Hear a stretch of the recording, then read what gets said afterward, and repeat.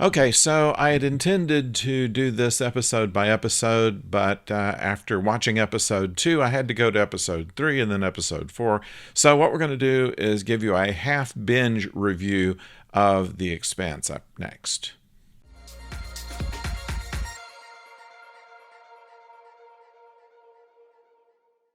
Hello out there, I'm the oldest nerd. I got as far as episode 5 and got a stopping point and wanted to talk to you about what I've seen so far. So if you've gotten that far, stay with us. If you have not, watch until the end of episode 5 and come back and see us. We'll do another one to get the last 5 episodes and make it do that way. How about?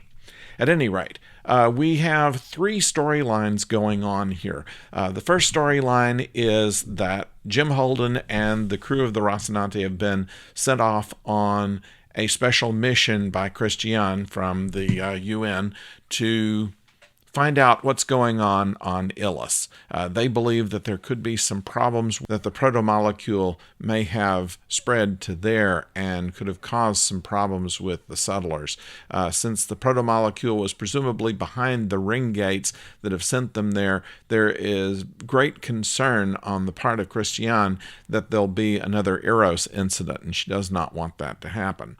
Now, because of that, we have story number 2, in which one of her own cabinet have decided to run against her. Now, Christiane has never been contested in an election before, and so she's running her first contested election, and there is intrigue based on what she has to do in order to what she thinks is necessary to keep people safe, and the politics that go about doing so. We follow that with the third, which is with Bobby.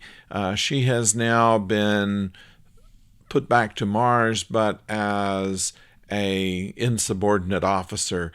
She is not in the military anymore, but her job is at a shipyard decommissioning and disassembling warships. It is a menial job, not one that she likes very much, and because of a nephew of hers who has gotten himself in trouble with some shady folks, has found himself in a position to where he's having to work off a debt that she partially caused. At any rate, these 3 things don't intersect that much, honestly, but they do keep going, and so it's kind of a you have to concentrate pretty well in order to keep all of these elements straight. So let's go to the first line where Holden and the Rocinante crew go to Ilus. When they get there, they are preceded by a ship called the Edward Israel. They're informed that this ship is coming along and have promised cooperation from the crew of that ship in order to provide them with whatever they need in order to conduct their investigation there. However, on its descent, a shuttle from the Edward Israel is damaged badly, with 24 people dying due to an explosion on a launch pad on their way down. One of the survivors, and the highest ranking survivor of that group, is a fellow by the name of Mertry, who is the head of security. Now, as heads of security go in most science fiction, they are just it goes under the rule of, if you're a hammer, everything looks like a nail. And so he suspects a terrorism plot, and despite the fact that he's right, his way of dealing with it seems to be wrong, especially to the Rocinantes. So what we have here is a conflict that begins almost immediately with a great deal of violence caused by his side, and an already distrusting group of Belters they had escaped from Ganymede and had no place else to go, and found this as their last best hope for making a new life for themselves on a planet with air, on a planet with resources that they could sell and make some money and continue to build their civilization. This is what their interest is. Expedition are basically to mine the lithium that's there and claim it for Earth and Mars. And of course, Holden is there to try to find out more of whether there is a threat or not based on the protomolecule. And all of these things come to a head because Holden doesn't want to tell anybody about the fact that Miller is still kind of embedded in his brain. As a result of this, it seems, there are things that start happening almost as soon as Holden gets there. The insects in the first episode that buzz everybody in town, and they didn't have this kind of problem ever before. Lightning strikes that happened in episode 2 that were a result partially of Holden and his crew activating an alien machine that they found half buried in the planet. Then a problem with earthquakes, also caused by this machine. After a weapon launched by the Rocinante stops it, there comes just more troubles. And so Holden is deciding that the best thing to do for the people there is to evacuate them. And Mercury's okay with that as long as they're gone before he is. He still wants to be able to mine this place. He doesn't want the Belters there, and the Belters don't want him there. And despite the fact that Holden basically uses his authority granted to him by the UN to say, okay, this is, everybody needs to come together against this crisis that's about to happen, so we need to everybody leave. Well, the Belters have been very firm on the fact that, and perhaps fatalistic to a point, that if they're going to die there, let them die there in freedom and in a place that they found and named. Mercury and his people are, Mercury's people are kind of on his side and kind of think he's kind of nuts.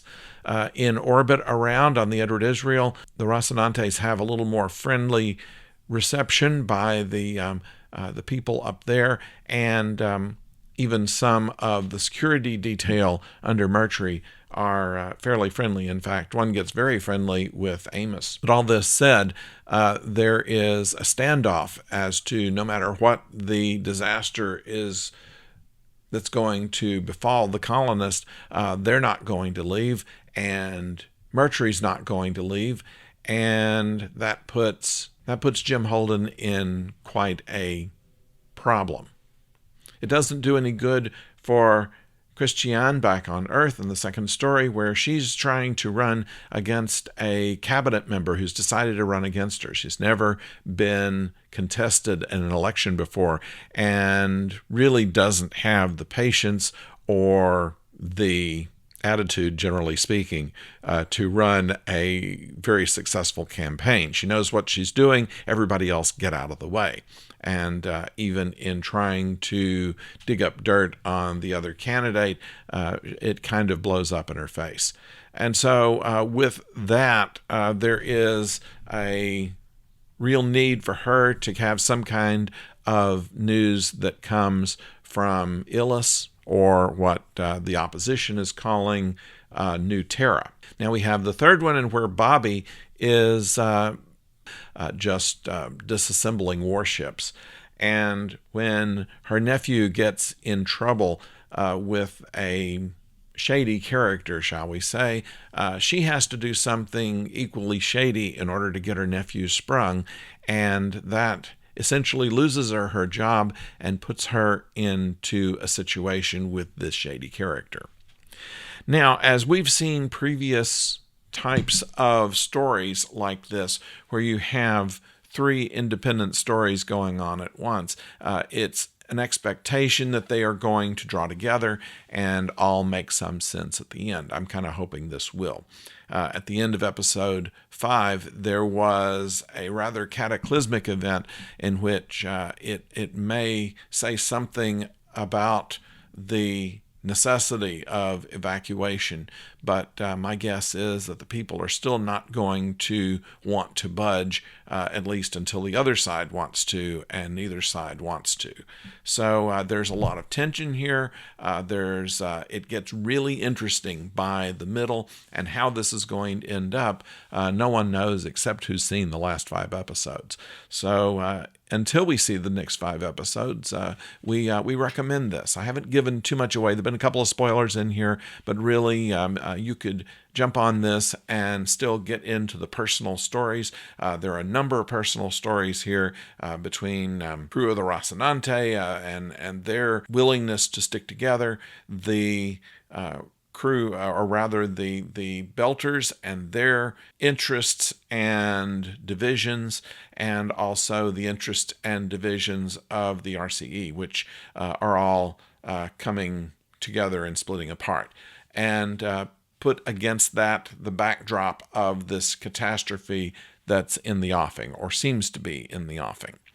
And the political spillover that's liable to happen on Earth, whether this breaks out into another Eros situation, or if it is resolved in a way to where everybody is upset. This is bad news for Christiane.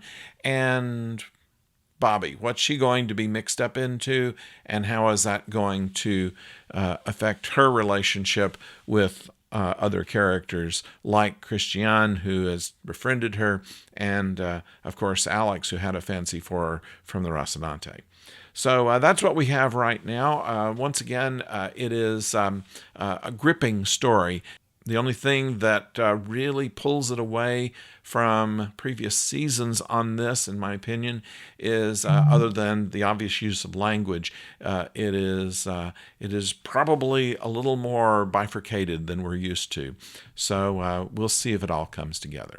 But until then, don't go far.